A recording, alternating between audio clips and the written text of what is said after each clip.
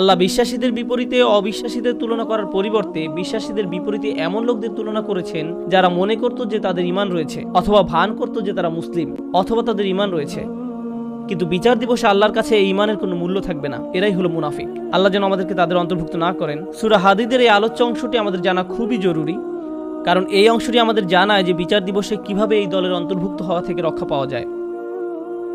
সংক্ষেপে বলতে গেলে কিয়ামতের দিন বিশ্বাসীরা যখন দাঁড়াবে, রাসূল সাল্লাল্লাহু আলাইহি সাল্লাম তাদের দেখতে পাবেন।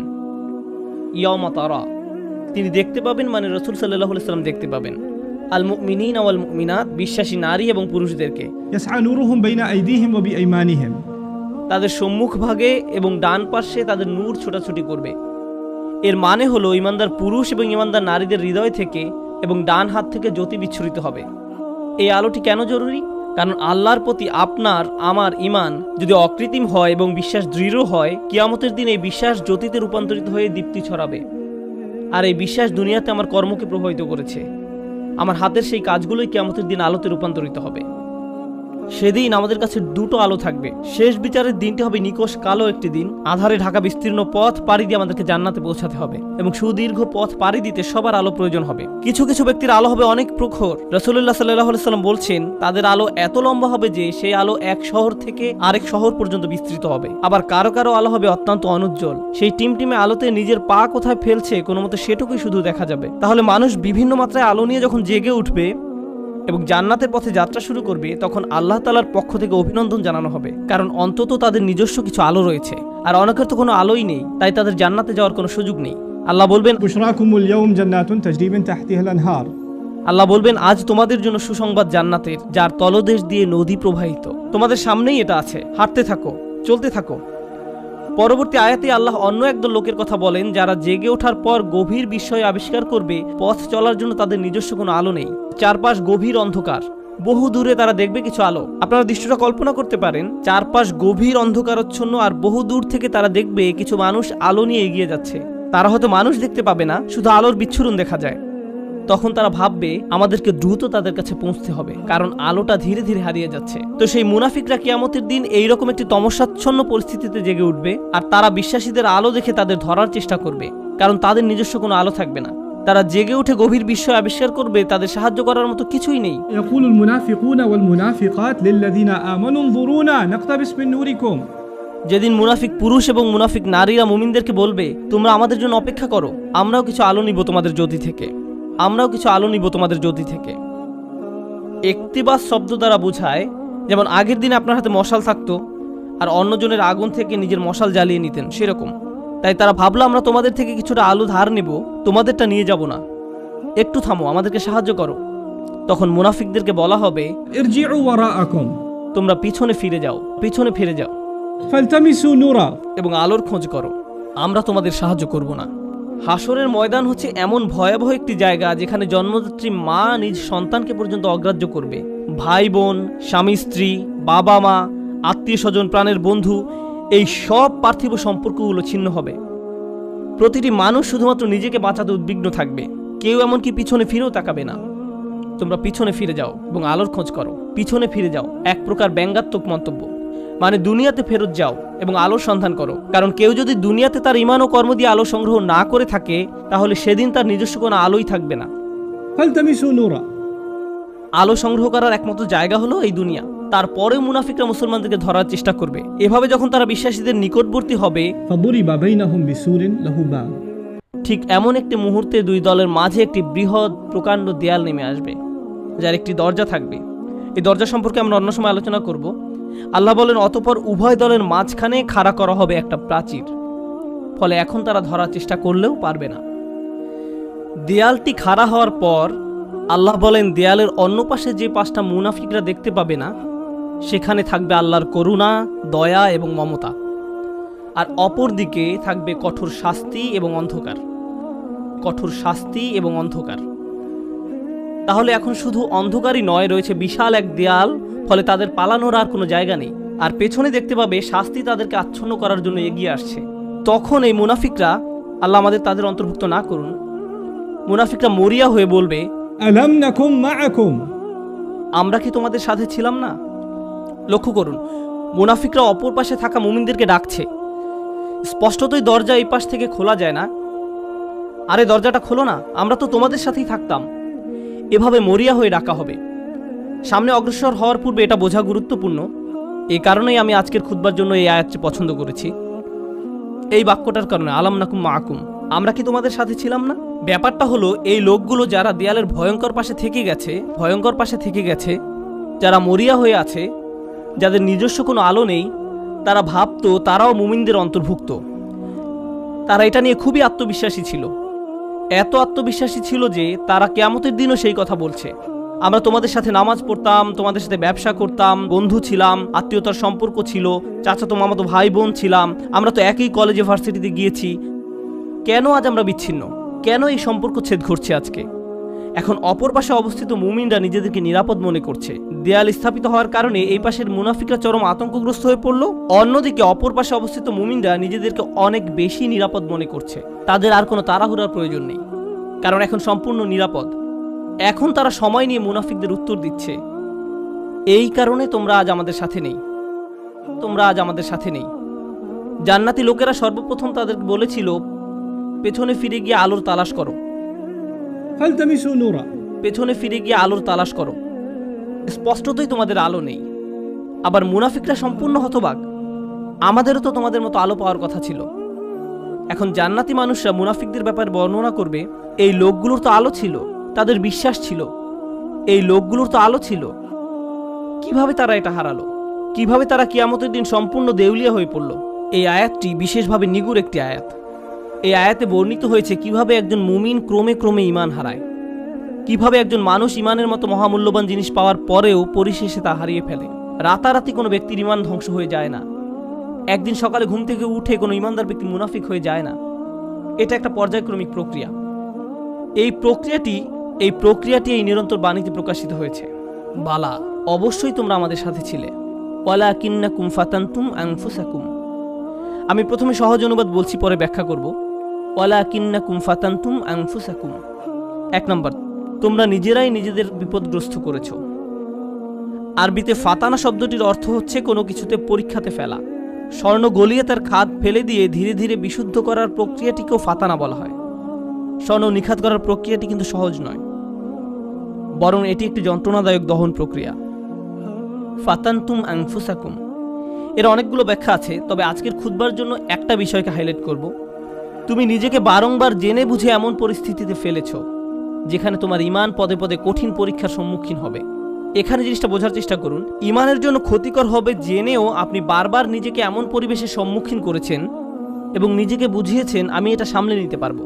আপনি নিজেকে এমন সব বন্ধু আত্মীয় স্বজন দিয়ে পরিবেষ্টিত করে রেখেছেন যারা খারাপ কাজ করে, খারাপ কথা বলে, অশ্লীল জিনিস দেখে, কিন্তু আপনি নিজেকে বুঝিয়েছেন আমি তাদের মতো না।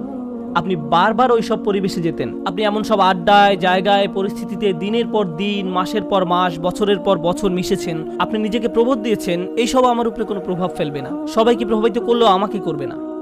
এমনিতেই তারা ঈমান হারা হয়ে যায়নি। ঈমান ধ্বংসের প্রথম ধাপটি হচ্ছে অসৎসঙ্গ। তারা নিজেদেরকে সন্দেহজনক পরিস্থিতিতে ফেলে রাখত, আর তারা ভাবতো এতে তাদের উপর কোনো প্রভাবই ফেলবে না। আমি একটি হালকা উদাহরণ দিব, আশা করি পয়েন্টটা আপনারা বুঝতে পারবেন। বাসায় যখন অনেক তেল মশলা দিয়ে রান্না করেন, তখন সারা বাড়িতে সেই গন্ধে ভরে যায়। আপনি বাসার ভেতর থেকে সেই গন্ধ বুঝতে পারবেন না, কিন্তু যখন বাইরে থেকে একজন বাসায় প্রবেশ করে, বিশেষত কোনো আরব যদি আসে, সে ভাবে যে কোনো দূষিত পরিবেশে এসে পড়েছে। কয়েক ঘন্টা পার হওয়ার পর সে অভ্যস্ত হয়ে যায়, শুধু অক্সিজেন মনে হয়। ঠিক একইভাবে আপনি প্রথমে খারাপ কোনো পরিবেশে গমন করলে সাথে সাথে বুঝতে পারেন এটা ঠিক নয়, আমি খারাপ হয়ে যাব, আমার এখানে থাকা উচিত নয়। আপনার অন্তর অস্বস্তি অনুভব করে। কিন্তু আপনি যদি বারবার এই পরিবেশে যেতে থাকেন, তখন কি হবে? আপনি আর খারাপ বোধ করবেন না। কেউ যদি জীবনে প্রথমবার কোনো ধূমপায়ীর পাশে বসে, তখন সিগারেটের গন্ধে সে কাশতে থাকবে, চোখ দিয়ে পানি আসবে, ফ্রেশ বাতাসের জন্য ছটফট করবে এবং সে দ্রুত সেই জায়গা ছেড়ে চলে যেতে চাইবে। বছরখানেক পর এটাই তাদের অক্সিজেনে পরিণত হয়। সিগারেট ছাড়া তারা নিঃশ্বাসও নিতে পারে না। তাহলে প্রথম সমস্যা হলো আপনি নিজেকে অসৎ পরিবেশে ফেলে রাখেন। ফাতানতুম আনফুসাকুম।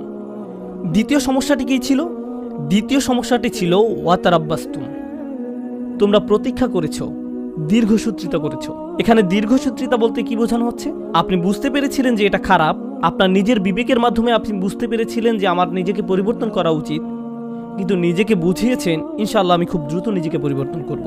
আমি জানি নিজেকে পাল্টাতে হবে, আমি জানি এটা খারাপ, শুধু এই সপ্তাহ পরেই আমি সম্পূর্ণ ভিন্ন মানুষে পরিণত হব। বেশি না, আর একটা সেমিস্টার 2 মাস ওই বকে যাওয়া বন্ধুদের সাথে থাকবো, তারপর আমি অন্য কোর্স নিব। এখন ওদেরকে রাগানো ঠিক হবে না। আমি জানি এটা খারাপ, শুধু এই 1 মাস আমি এসব করব। আর এই 1 সপ্তাহ, এই আর 1টা বা 2টা পার্টি, 1টা 2টা ড্রিঙ্কস, এভাবে আপনি নিজেকে বলতে থাকেন। আর সামান্য একটু এই 9-10 মাস পরেই তো রমজানে সব ছেড়ে দিব, পুরাই চেঞ্জ হয়ে যাব। আমার প্ল্যান আছে হজে যাওয়ার। হজ থেকে আসার পর দেখবেন আমি কেমন ভালো মানুষে পরিণত হই। এভাবে আপনি নিজেকে বলতে থাকেন, আর সামান্য একটু। কিন্তু সে পর্যন্ত আমার জন্য দোয়া করতে থাকুন। এই মুহূর্ত থেকে নিজেকে পরিবর্তন করতে চান না, আপনি নিজেকে শুধু খারাপ পরিবেশে ফেলেই রাখছেন না, এখনো নিজেকে পরিবর্তনের জন্য কোনো পদক্ষেপ নিতেও প্রস্তুত নন। মনে হচ্ছে আপনার কাছ থেকে অনেক বেশি কিছু চাওয়া হচ্ছে। যেভাবে আছেন সেভাবেই থাকতে চান, আরো কিছু খারাপ উপভোগ করতে চান। এটাই ওয়াতারাব্বাস্তুম। আপনি ধারণা করে আছেন, আপনার প্রথম ধারণা ছিল আমি খারাপ পরিবেশে থাকলেও এটা আমার উপর কোনো প্রভাব ফেলতে পারবে না। সময়ের সাথে সাথে ভয়ঙ্কর খারাপ কিছু আপনার কাছে স্বাভাবিক হয়ে যায়। এখন অতারাব্বাস্তুম বা অপেক্ষা করতে থাকা, দীর্ঘ সুচিন্তা করার প্রভাব কি? আপনি ভাবছিলেন আপনি যে কোনো সময় এই খারাপ কর্ম পরিত্যাগ করতে পারবেন, সব খারাপ সঙ্গ থেকে যে কোনো সময় সরে আসতে পারবেন। আরে আমি তো আর আসক্ত না, আমার তো আর এটার দরকার নেই, আমি তো আর এর সাথে আটকে যাইনি, যখন তখন বেরিয়ে যেতে পারবো। কিন্তু বাস্তবতা এটা নয়। যত বেশি সময় আপনি এর সাথে জড়িয়ে থাকবেন, আপনি তত বেশি এতে আসক্ত হবেন। তারপর এর থেকে বেরিয়ে যাওয়া অসম্ভব হয়ে পড়ে। আপনি আষ্টে পৃষ্ঠে মাথা পড়েন, সম্পূর্ণ ডুবন্ত অবস্থায় নিজেকে আবিষ্কার করেন। আপনি এখন জানেনও না এই পরিবেশের বাইরে সুস্থ জীবনের মানে কি। এরপর আপনি নিজেকে বলতে শুরু করেন, অনেক দেরি হয়ে গেছে, আর সম্ভব না। এরকম ঘটার পর এক অপরাধ বোধের জন্ম নেবে। আমি বহুদিন ধরে এত পাপ কাজ করে আসছি, আমার আরো অনেক আগেই তওবা করা উচিত ছিল, এখন অনেক দেরি হয়ে গেছে। নিজেকে খারাপ ভাবতে অথবা মনের ভেতরে অনুশোচনা নিয়ে বেশি দিন কাটাতে কেউই পছন্দ করে না। তখন শয়তান এসে বলবে, তুমি এত অপরাধ বোধে ভুগছো কেন? তোমার তো কোনো দোষ নেই। এই ইসলাম নামের জিনিসটাই তোমার মনের ভেতর যত অপরাধ বোধের জন্ম দিয়েছে। এই ইসলাম বলছে এটা হারাম, ওটা গুনাহ, এভাবে কথা বলবে না, ওটা খেও না, অমুকটা দেখো না, ওখানে যেও না। এই ইসলাম তোমাকে নিজের সম্পর্কে খারাপ ধারণা দিচ্ছে। আচ্ছা, এই ইসলাম যে এত কঠিন সব নিয়মকানুন মেনে চলতে বলছে, এটা সত্য কিনা তুমি কি নিশ্চিত? শয়তানের ওয়াসওয়াসা শুনে বিভ্রান্ত ব্যক্তি ভাবতে থাকে, আমি আসলে কেন ইসলামে বিশ্বাস করি? মনে হয় যেন ইসলাম চায় না আমি আনন্দে থাকি। আমি শুধু আমার জীবন উপভোগ করতে চাই, আমি সুখী হতে চাই, আমি স্বাধীনভাবে বন্ধু বান্ধবের সাথে মৌজ মাস্তি করতে চাই, জীবনকে সর্বোচ্চ উপভোগ করতে চাই। আমি তো এমনিতেই কোরআনের সত্যতা সম্পর্কে নিশ্চিত নই। আল্লাহ বলে কেউ আছে কিনা এই ব্যাপারে আমার সন্দেহ আছে। এই কোরআন হাদিস কতটা নির্ভরযোগ্য? আমাদের আশেপাশে এরকম বিভ্রান্ত অবস্থায় অনেক আব্দুল্লাহ, জয়নব, আলী, ফাতিমা, আব্দুল করিম, আহমদ, রুকাইয়া, তরুণীর আমরা দেখতে পাই। তারা খুব নির্ভীকভাবে বলে, ইসলাম নিয়ে আমার মনে অনেক সন্দেহ আছে। আর এই মানুষগুলো এমন নয় যে তাদের দর্শন শাস্ত্রে পিএইচডি রয়েছে বা ইসলামের ইতিহাসে ব্যাপক জ্ঞান রয়েছে, কিংবা এসব বিষয়ে বহুদিনের অধ্যয়নের ফলে তাদের মনে ধীরে ধীরে সংশয়ের জন্ম নিয়েছে। আসল ব্যাপার তা নয়। এরা নিজেদের জন্য জেনে বুঝে খারাপ সঙ্গ এবং অসৎ পরিবেশ বেছে নিয়েছিল। আমি এমন শত শত মানুষের সাথে কথা বলেছি, তারা আক্ষরিক অর্থে এই আয়াতের ভিতরে জীবনযাপন করছে। তোমরা নিজেরাই নিজেদেরকে বিপদগ্রস্ত করেছো, প্রতীক্ষা করেছো, সন্দেহ পোষণ করেছো এবং অলিক আশার পেছনে বিভ্রান্ত হয়েছো। অবশেষে আল্লাহর আদেশ এসে পৌঁছেছে। তারপর এক সময় তারা ধর্ম নিয়ে সন্দেহ পোষণ করতে থাকে, কিন্তু তাদের এই সন্দেহের সাথে যুক্তি বা বুদ্ধির কোনো সম্পর্ক নেই। ওয়ারতাবতুম, সন্দেহ পোষণ করেছে। জানেন সন্দেহ কি করে? সন্দেহ প্রথমে তাদের ইসলামের গণ্ডি থেকে বের করে দিবে। তারা এভাবে নিজেকে সান্ত্বনা দিবে, এটা তো আসলে পুরোপুরি সত্য না। সুতরাং এটা না মানার কারণে আমার খারাপ অনুভব করার দরকার নেই। যখন তাদের মনে সন্দেহ দানা বাঁধতে থাকে এবং সময়ের সাথে সাথে সেই দানা দেয়ালে পরিণত হয়, তখন তারা এই দেয়ালের আড়ালে নিজেকে লুকাবে এবং নানা প্রকারের অনৈতিক কাজের বৈধতা দেবে। একবার যখন তারা এই পর্যায়ে এসে উপনীত হবে, তখন দুটো জিনিস তাদের কাছ থেকে তুলে নেওয়া হবে। জান্নাতের আকাঙ্ক্ষা কেড়ে নেওয়া হবে, আল্লাহর সন্তুষ্টি লাভের আকাঙ্ক্ষা কেড়ে নেওয়া হবে। অন্তরে সেই বিশেষ নূর ধারণ, স্পৃহা, এইসব কিছু চাওয়ার বাসনা হারাবে। তাদের এই দুনিয়াতেই সেটা নেই। যে লোক আল্লাহর নিকট থেকে সেই সফলতা পেতে চায়, আল্লাহ তাদেরকে এই দুনিয়াতেই তা দিবেন, কিন্তু সেই আকাঙ্ক্ষা তো এখন আর অবশিষ্ট নেই। তাদের এই সম্পর্কে সন্দেহ রয়েছে। 2 নাম্বার, জাহান্নামের ভয় হারাবে। এই দুইটা জিনিস তারা হারাবে, আল্লাহর সন্তুষ্টি লাভের প্রত্যাশা এবং জাহান্নামের আতঙ্ক। এই ব্যক্তির কাছে এখন কিয়ামত বা বিচার দিবসের কোনো মূল্য নেই। কেউ তার সামনে জান্নাত, জাহান্নাম, শেষ বিচারের কথা বললে এটা তার কাছে তামাশা মনে হয় এবং এমনকি এইসব নিয়ে হাসি ঠাট্টা করবে। যখন কারো অন্তর থেকে আখিরাতের প্রাপ্তির আশা হারিয়ে যায় এবং জাহান্নামের শাস্তির ভয় মন থেকে দূর হয়ে যায়, তখন কি হয় জানেন? তখন তার কাছে শুধু একটা জিনিসই গুরুত্ব পায়, দুনিয়া। মনে প্রাণে পুরোপুরি দুনিয়ামুখী হয়ে যায়। যেহেতু পরকাল বলে কিছু নেই, তাই এই দুনিয়াতেই যা কিছু করার পাবার জন্য মরিয়া হয়ে যেতে হবে।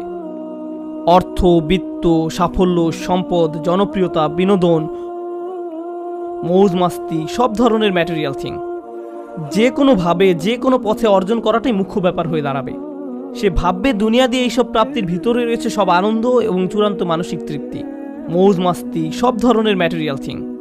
তাই পরবর্তী ধাপটা হচ্ছে অগররাতকুমুল আমানিয়্যু, অলিক আশার পেছনে বিভ্রান্ত হয়েছে। সে মিথ্যা আশার পেছনে ছুটেছে এবং মনে করেছে পার্থিব অর্জন তাকে সুখী করবে। সে তার সম্পূর্ণ জীবন শুধু এই লক্ষ্যেই ব্যয় করেছে। সে মনে করেছিল এই সব কিছু তাকে তার লক্ষ্যে পৌঁছে দেবে। কারোর জন্য সেটা হয় পরবর্তী কোনো মুভি, কারোর জন্য কোনো খেলনা, কারোর জন্য নেক্সট স্মার্টফোন। যেমন কোনো স্টার ওয়ার মুভি বের হলে টিকিটের লাইনে হজের ভিসার লাইনের চেয়েও লম্বা লাইন হয়, কারণ তাকে এখনই এটা দেখতে হবে, এখনই এটা দেখতে হবে। যদি এখন না দেখা হয় জীবন তো তাহলে পুরাই ব্যর্থ। এখনই এটা দেখতে হবে। যদি মুক্তি পাওয়ার রাতে না দেখা হয় জীবনের তো তাহলে কোনো মূল্যই থাকে না। তাই এখনই দেখতে হবে। এরপর সে ভেবেছিল এই মুভি দেখলে তা হয়তো তাকে এক ধরনের মানসিক পরিপূর্ণতা দিবে, যা সে কোথাও পায়নি। হল থেকে বের হয়ে এসে চোখ বড় বড় করে বলে, এটা দারুণ ছিল। পরক্ষণে আবার বিষণ্ণ হয়ে যাবে। নিজেকে প্রশ্ন করবে, এখন কি করব? আবার দেখব মুভিটা, এটা দারুণ ছিল। প্রথমবারের মতো অতটা ভালো না লাগলেও মোটামুটি ভালো লাগবে, কারণ যে জিনিসটা তাদের প্রকৃত শান্তি দেওয়ার কথা, আল্লাহর সন্তুষ্টির অন্বেষণ, সেটা তো আর জীবনের লক্ষ্য নয়। সেই ইচ্ছাটাও আর অবশিষ্ট নেই। অগররাতকুমুল আমানিয়্যু হাত্তা জাআ আমরুল্লাহ, অবশেষে আল্লাহর আদেশ এসে পৌঁছেছে। বিশ্বাসীদের মতে এটাই ছিল তার জীবন। মুমিনরা বলবে এটাই তার জীবন, যারা তাদের ঈমান হারিয়ে ফেলেছিল, যেটা শুরু হয়েছিল আপাত দৃষ্টিতে একটা ছোট পদক্ষেপ থেকে, অসৎসঙ্গ, এবং সেখান থেকে এটা একটা অটোমেটিক ডাউনওয়ার্ড স্পাইরাল সিঁড়ি, শুধুই নিচের দিকে নেমে যাওয়া। তারপর তার মনে সন্দেহ দানা বাঁধতে শুরু করে।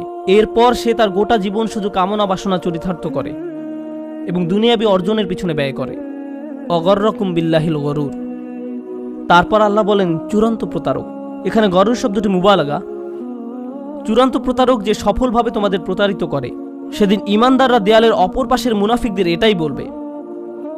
এটা একটা ভয়ানক দৃশ্য যা কোরআনে বর্ণিত হয়েছে। দেয়ালের এক পাশে দাঁড়িয়ে মুনাফিকরা ভাবছে কেন আমাদের অপর পাশে যেতে দেয়া হচ্ছে না, কেন তারা দেয়ালের ওই পারে আটকে গেছে। তখন দেয়ালের অপর পাশ থেকে বিশ্বাসী সাথীরা ধাপে ধাপে ধাপে বর্ণনা করবে কেন তারা দেয়ালের ওই পারে আটকে গেছে। আর কোরআনের এই বর্ণনাটি আপনার আমার জন্য আল্লাহর পক্ষ থেকে একটা উপহার। এটা একটা উপহার যে কিয়ামতের দিবসে সেই ভয়াবহ চিত্রটি এখানে তুলে ধরা হয়েছে। আমার এখন জানাই উত্তম, কারণ সেদিন আমি এই পরিস্থিতিতে পড়তে চাই না। তখন জেনে দিশেহারা, আতঙ্কিত, আশাহত হয়ে পড়তে চাই না। কেন আমি আল্লাহ প্রদত্ত ঈমান হারিয়ে ফেললাম? আপনারা যারা এখানে বসে আছেন, সকল ঈমানদারের অন্তরে আল্লাহ আলো দিয়েছেন। আল্লাহ আমাদের এটা দিয়েছেন। এখন প্রশ্ন হচ্ছে আমরা এই নূরকে অন্তরে ধারণ করতে পারছি কিনা। আমাদের নিজেদের দিকে তাকিয়ে দেখতে হবে আমরা কোথায় আছি। কেউ কেউ হয়তো অসৎ সঙ্গের ফিতনার সাথে জড়িয়ে আছি।